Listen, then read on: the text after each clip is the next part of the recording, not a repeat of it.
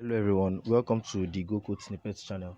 So if you are new to the channel, make sure you subscribe to the channel, and after watching this video, if you feel it has added value to you in any way, please make sure you like the video and also share the video if you feel like sharing. But most importantly, subscribe and also hit the notification bell, and make sure it is in all, so change it from personalized to all. So in today's video, we'll be looking at something very important, which is basically WebSockets in using Go.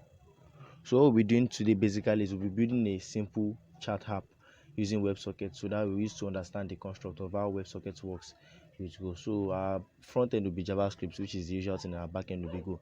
So this is just the basics. So I first want to show you the basics of how WebSockets works. So for that, I'll be using the package gorilla/WebSockets.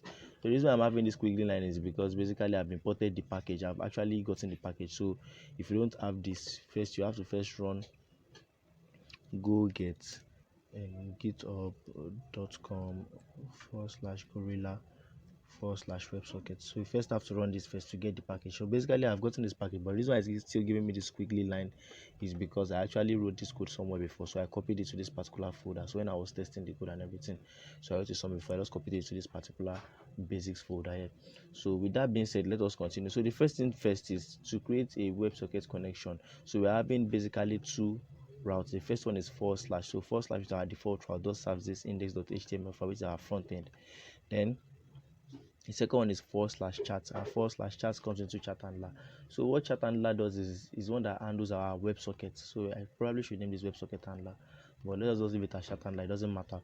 So first thing first is we have to first create an upgrader variable, which is a global variable. So we'll set two fields to it: read buffer size and write buffer size. This is just the basic way of doing it. So if you check the documentation for Gorilla WebSockets, this is how it's actually written there. So that's the first thing. Then from there, once this endpoint / is hit, it comes into chat handler. So what chat handler does is to get a connection from the front end, we'll have to use this particular upgrader variable. Then we'll call the method upgrade. So method upgrade takes in three parameters. The first one is response writer, the second one is the pointer to request. So let me just do go doc upgrade WebSockets upgrade. So we'll see typo error, WebSockets upgrade. So the upgrade is actually a method on type upgrader. So upgrader upgrade, so it takes in the response writer, the pointer to request, and also, oh, this is not the upgrade I'm looking for. Okay, let me do good up WebSockets upgrader. What I'm looking for is a method on upgrader. So so this is it here. So I have it here. So it takes in a response writer, a pointer to request, and a response header. So currently this response header, I'm just passing in new because we don't need it for now. So that's how we get a connection from the front end and an error. So we'll handle the error if there's an error. So if there's an error, we'll just print the error, then we'll return. Then from here, if there's no error, that means our connection was successful. So we'll just print out connection successful to the console. Then from there, to read and write messages to the connection, that means to send and receive messages. Basically, you just run inside an infinite for loop. So this runs forever. So every time there's a message, it reads the message with this particular method read string. So if you check for read string, or read message, rather, not read string, sorry, read message. So this read message just returns three parameters. It doesn't take in any arguments. Then returns three variables or three return types. The first one is the message type, which is an integer. The second one is p, which is a slice of byte. So this p basically is the message from the front end, and an error. So we are just getting message type, then the message, then an error. So we'll just assign that to conduct.read message. Then we'll check for the error, we'll handle the error. Then if there's no error, moving forward. So if there's an error, we'll just print it out, then we'll return from the function. And if there's no error, we'll just simply print the message from the front end. We'll print it to the console. Then we're just echoing back the message that we got from the front end. So to do that, we use connection.write message. So if you check for write message, so write message takes in two things. It takes in the message type, which is an integer, and also the data, which is the message you want to send to the front end, and it returns an error. So we just assign that to error. Then we'll pass in the message type, which is the message type of the message we received from the front end, and also the message as the second arguments to the method. Then if there's an error, we'll just do this, then we'll return. So most times an error will occur here if the connection is closed. So if an error occurs here, then we'll just go back, and also the same thing for here also. So that's how the backend basically works for WebSockets. So if you're using Gorilla WebSockets, which is one of the most popular ones, there's one actually in the standard libraries experimental package. So there's one, I've forgotten the name of the package, but it is somewhere, but it is deprecated now. I don't think it is being maintained anymore. I think it was part of the proposal to add WebSockets to the standard library or something, but for some reason it was not added. So I guess that is it. So Gorilla WebSockets is the way to go when you're using WebSockets. It's something that I'll recommend. We can actually check out for other WebSockets packages. So then for the backend, for the front end rather. So what the front end just simply does is that we have basically, I'm just creating an H1, then a div. So this div is what we'll just be using. So this div has two sub elements. The first one is the inputs, which is what we put in the message you want to send to the backend, and the second one is the send button, which is going to send the message to the backend. And from there, so this is where we do all our magic to receive message and send message back to the backend. So to receive a message, what we just simply do is we first create our WebSockets connection. So we'll create a WebSockets URL, which is just this. So WebSocket, this WS means WebSocket, just like when we have HTTP for hypertext transfer protocol, then we have WS for WebSockets. Then there's WSS, which is like HTTPS. So WSS is the WebSocket secure, just like how HTTPS is HTTP secure. So the endpoint we're hitting is localhost 8010/chat, because back in our backend we are actually serving on port 8010. So that is the particular route that our WebSockets will be hitting. So we'll now create a new WebSocket object, then we'll pass our URL. So this is how to create a new WebSocket object in JavaScript. So this WebSocket object has four, so we are calling 4 different methods on it, or 3 different methods rather. So the first one is the open method. So adding the event listener open, then the event listener message, and event listener close. So event listener open actually works when the connection is successful, so it becomes open. So that's unsuccessful connection. Then this message actually works when there's a particular message and it takes in an argument E, or it takes in an argument E. So the message we are getting from the backend will actually be caught in this message event listener. So the particular thing we are getting is actually going to be stored in the data field of the event. So this can be anything. It can be E, it can be MSG, it can be message, you can call it message, you can call it events. But I'm just using events because if you check the documentation for WebSockets on Mozilla Developers Network, this was exactly the code that I got. So I just copied everything from there. So I just want it to be standard. So you can actually do ws dot on open and all those stuff on open, then on close, then on message, but I just prefer doing it this way because it looks cleaner this way. So moving on, so when we have successful connection, so this gets called. Then when we have a message from the backend, it gets called. And when the connection closes, this gets called.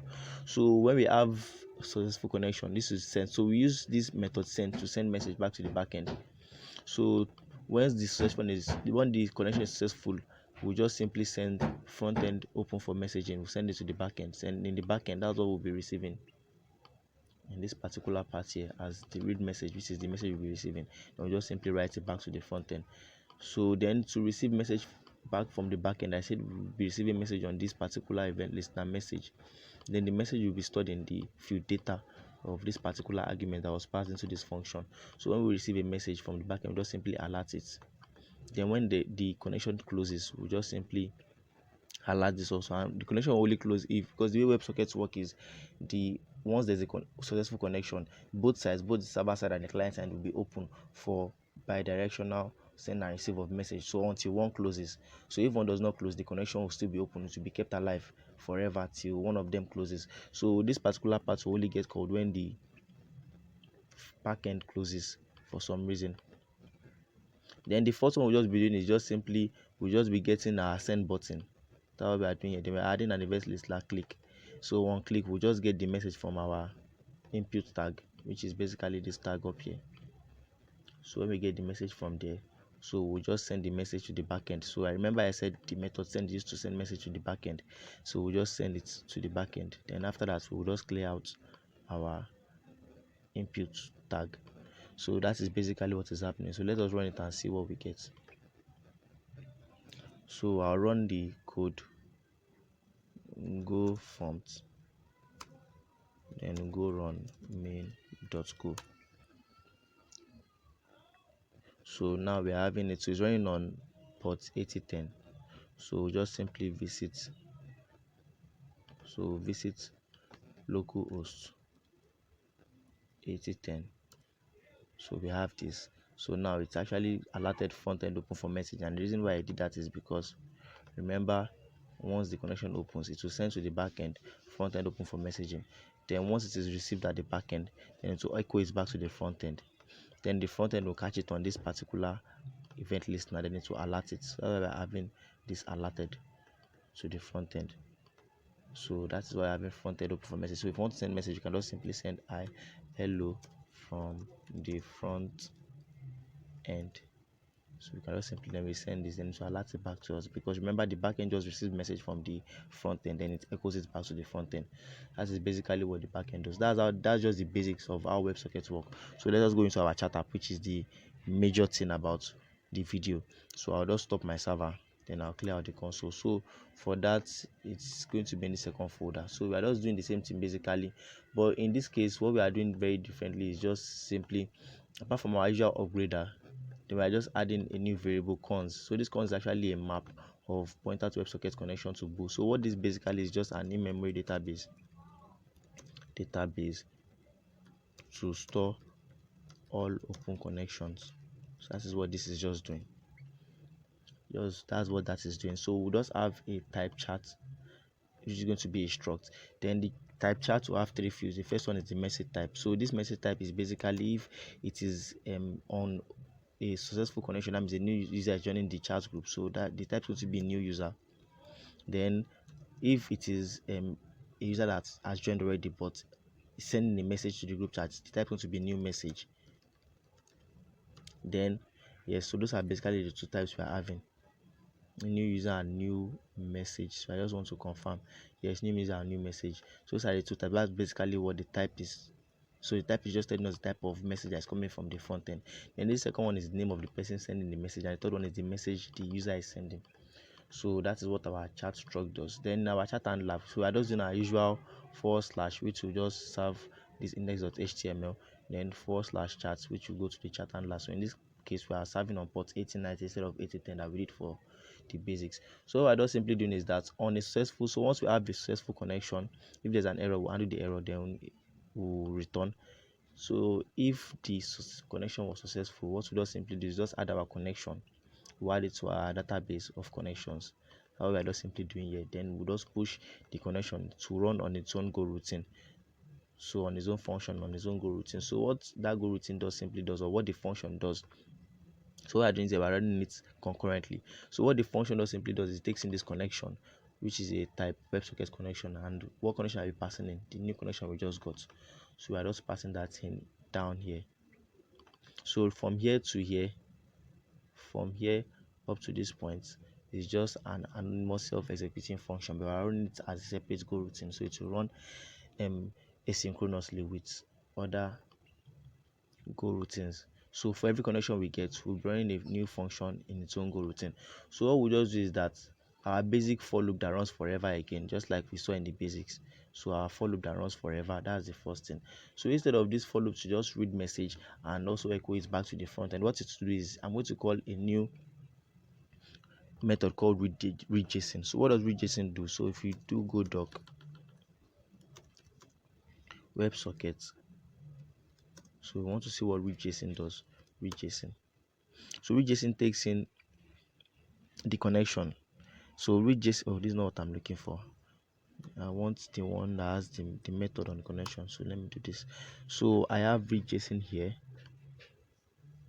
So this is the readJSON. So readJSON takes in v of interface, empty interface. That means v of any type. So this empty interface is basically a pointer to the particular place we want to store our message. So what this does is that it actually does decodes the JSON that is coming from the front end and writes it into whatever the address passed in by this.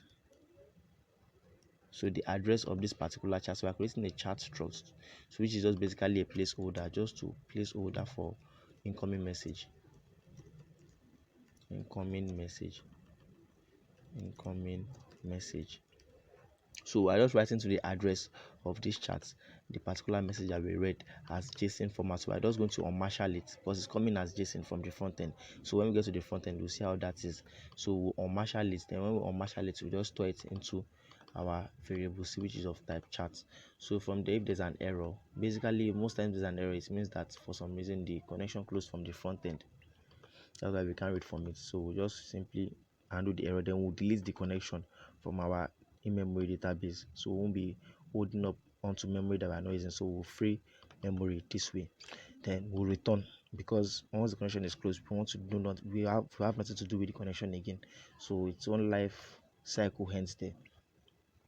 Then we'll just check for the type. So if the type is a new user type, so if the type is new user, we'll just simply print again that a new user has joined. So we'll print it to the console. Then if it is a new message, we will print that we're having a new message.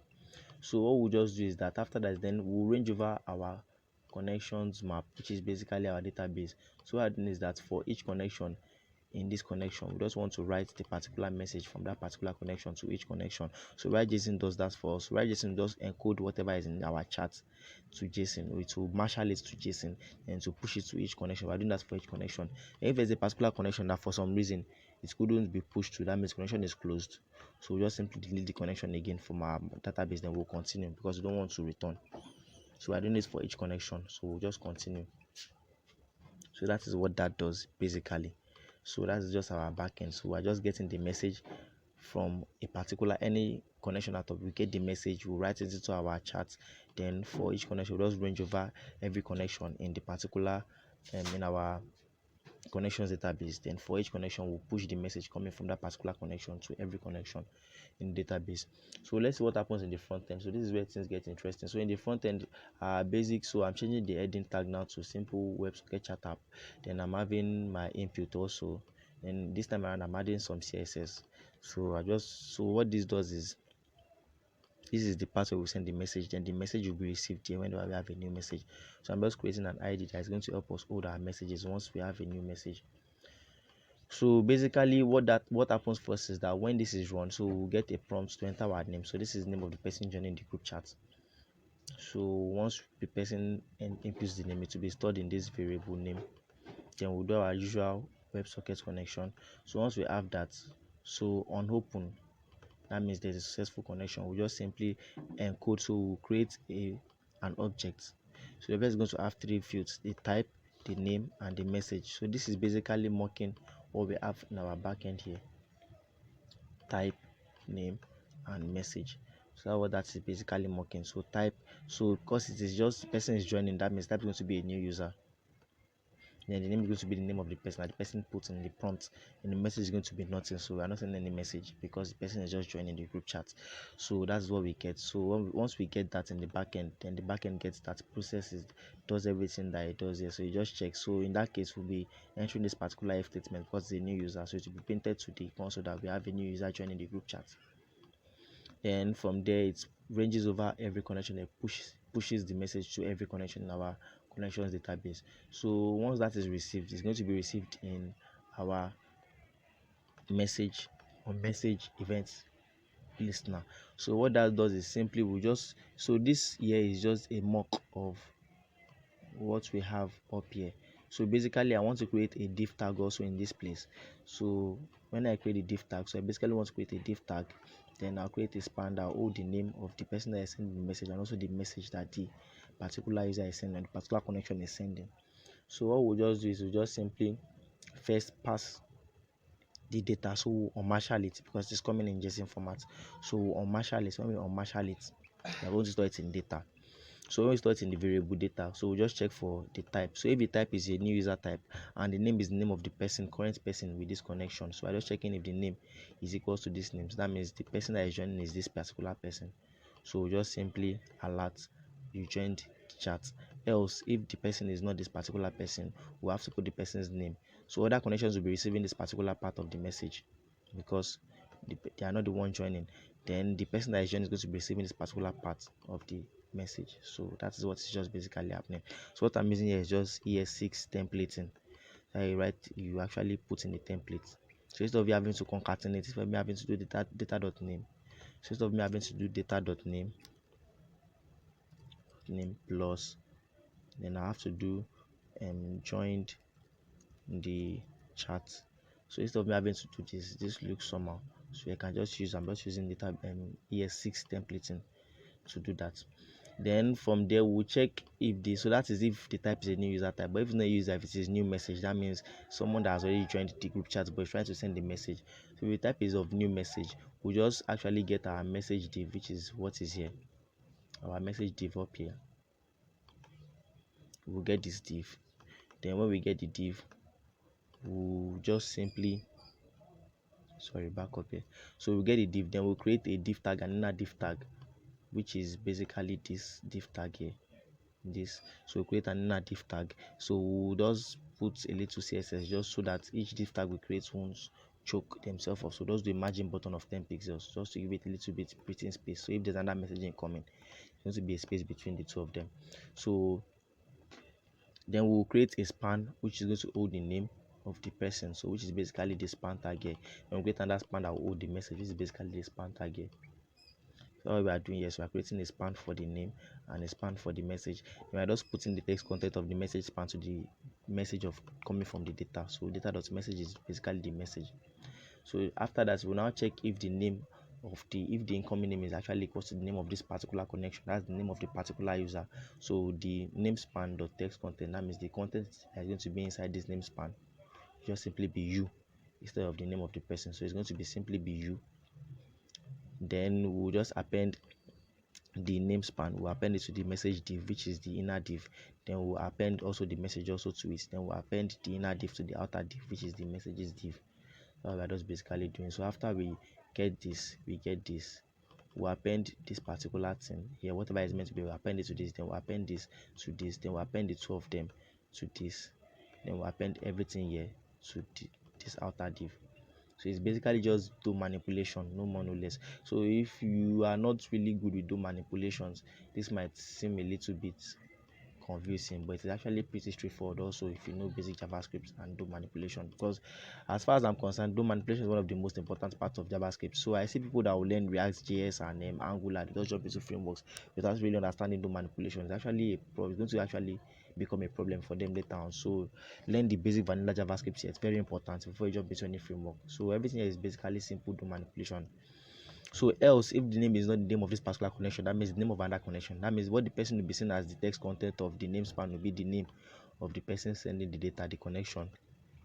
Then we'll just simply do the usual. We'll append the name to the message div. Then we'll append the message also to the message div. Then we'll append the message div, which is the inner div, to the outer messages div, which is the outer div tag. So that's what we basically do for when we have a message from the backend. So that's what our message does basically. Then when we have a close, so once the connection closes, we also send the connection to send the message to the backend. But I don't think this will actually get sent, so this shouldn't be here basically, because once it closes, it's not able to send anything at all. But we can just log to our, or we can just alert instead. Let us do alert. I don't want to have to be opening the console log, so we can just alert this that the connection has been closed. That means if for some reason the connection closed from the backend, so this will only gets called if I stop my server at the backend.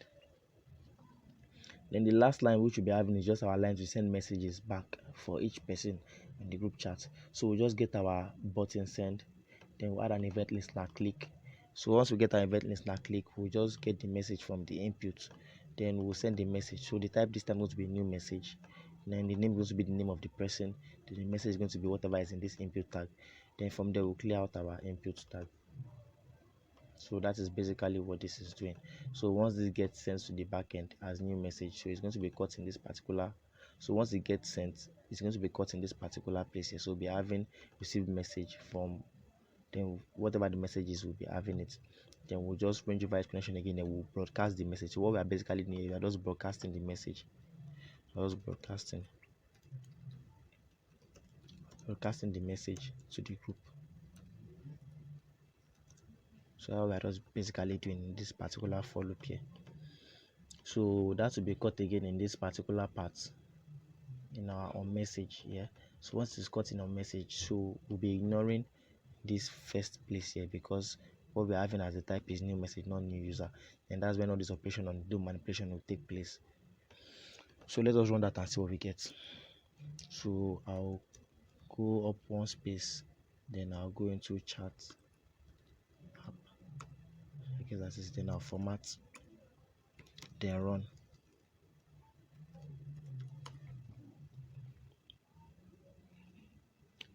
So this time around, I'm serving on localhost 8090, not 8080 anymore. So localhost 8090. So now I'm going to put in my name. So I can put in, let me put in Batman first. So that way it's going to tell me that I joined the group chat as Batman. Then I can open another one and put in and visit localhost 8090 again. Then this time I'll use Superman. So that way, once I do this, you join the group chat. Notice what will happen. If I go back to my Batman chat, it tell me that Superman joined the chat. Then I can add one more person. Let's say the Joker. Just put the Joker in for this part. So once I do this, it tells me you join the group chat. Then from there, if I come here, it will tell me Joker joined the chat. Then here also Joker joined the chat. So I can just simply, so this is my first tab is I think Batman. So I can do Superman. I need a briefing on the current state of Metropolis. I guess Superman is Metropolis. I don't know. So I can send this. So this gets it. Then if I go come here, I get it here. So here I'm getting it from Batman. Then here also it is telling me that Batman sent this. Then as Superman, I can reply that I have everything under control here. Then I can do what about Gotham. I think Batman is in Gotham, if I'm not wrong. So I can send this. Then I have this here. Then if I come to Batman, so Batman is telling me that Superman actually sent this. Then Joker can also see their message. I think Joker is like the hacker, so he has hacked it to the group chat. Then Joker can just simply say, ha ha ha, I am coming for you, Batman. So I send this. So it tells me that me as Joker, I send this. Then if I come here, then Batman says that Joker sent a message. Then Superman also says it also that Joker sent the message. So that's basically it with WebSockets. So we just created a simple chat app. So one thing I'd like to apologize for before I end this video is I know I didn't do a lot of styling and all. You guys are, a lot of you are probably better than me with CSS because I'm not really a big fan of CSS. So a lot of you are actually better than me. So you can actually implement your own CSS, then implement your own CSS. You can actually add your own styling, and also in the backend can add new functionalities to the chat app and customize it any way you like. So basically what we did here is basically a group chat, so we can do it to be just like one-on-one chat. So you do some kind of encryption and you do some authentication to allow, once two people start a chat, then some authentication to not allow someone else join. So you can do anything to it to add your own functionalities and all, but basically this is how WebSockets works. So message comes from the front end, gets read and processed in the back end, then it is echoed back to the front end, so which is basically what we have in the basic here. So back in our basic code, so message comes from the front end, it gets read, then it is echoed back to the back end. So that's basically what we have here. So that's how WebSockets works. So once again, if you are new to the channel, make sure you subscribe, like the video, drop comments if you have anything that you feel I didn't mention in this video, or I didn't make mention of, or you have suggestions from your opinions, drop them in the comment section below. Very important. And also hit the notification bell and make sure the notification bell is on black, it is not white, because white is personalized while black is all. So that is it. And I also want to use this medium to actually announce that if you are, because basically I currently live in Lagos, Nigeria. So if you are a Nigerian watching this video, or you are from Ghana or Cameroon or any country that basically speaks pidgin, like the normal pidgin English that we speak here in Nigeria and Ghana, because I know of Nigeria, I know of Ghana, I know of Cameroon also speaks pidgin. But basically, if you understand pidgin, I just released my Go programming language tutorial. So if you want to kind of pick Go, so I just speaking Go for the first time, so I released my Go tutorial, and I actually am explaining the language construct and the concepts in pidgin. just for better understanding. So also check it out. It's also in the I just released the first part of the